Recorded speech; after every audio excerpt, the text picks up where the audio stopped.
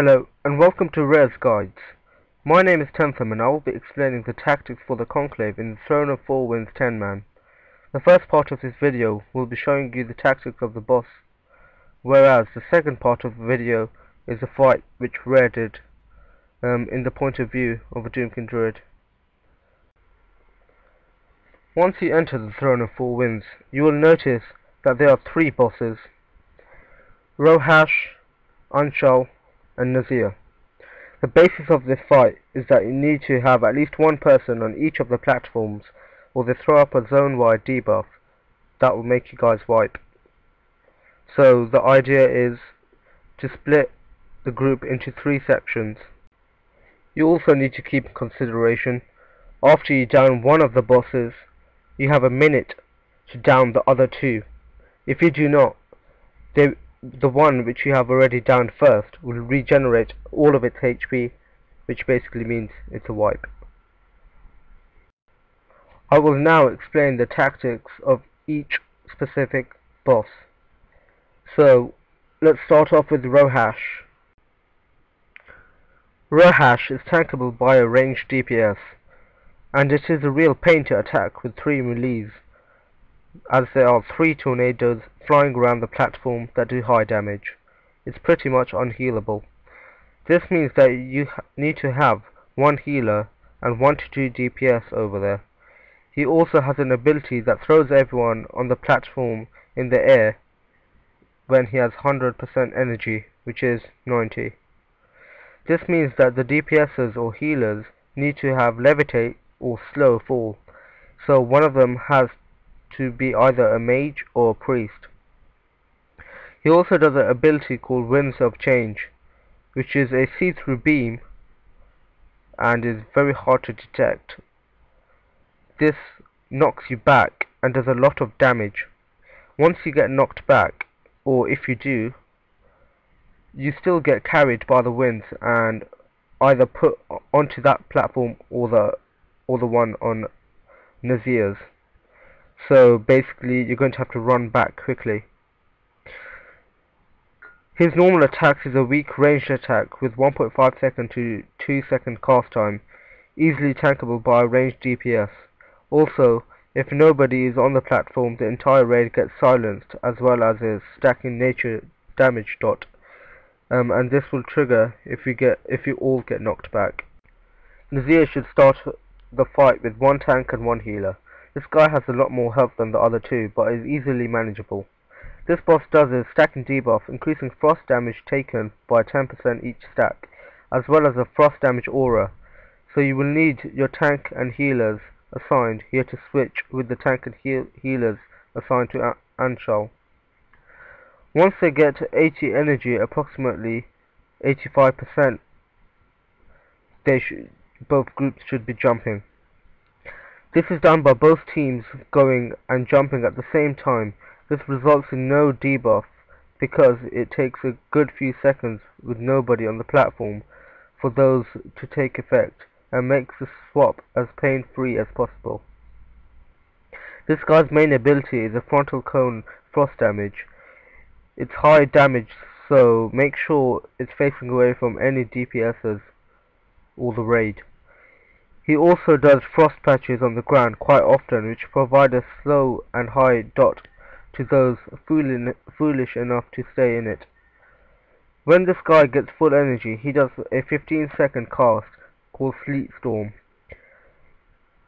which is a powerful frost damage dot, also affected by the stacking debuff. Just power heal through it and you'll be fine. Finally, for Anshal, you should start the fight with 1 tank and 1 healer and 3 DPS. The tank should focus on DPSing down the adds, same with the DPSs. You should AoE the adds here. As they don't have much HP, you could down them pretty fast. And make sure that the boss has no adds next to him when he spawns Soothing Breeze. If he does this, he will not only get healed, but so will the adds. They also get a damage increase buff, which can cause a wipe. When he gets full energy, he casts Zephyr. This is a channel spell similar to Tranquility, healing the boss and all adds, and giving them a stacking buff, increasing damage by a large amount. Until the buff fades, the boss will hit really hard, so make sure the tank can pop some cooldowns. Just note, once the ultimate part does come, you have to jump, and so does the other tank on Nazir. So there will have to be some rotation going on there. That's basically the tactics. Enjoy watching us down the Conclave and get a view of how it should be going.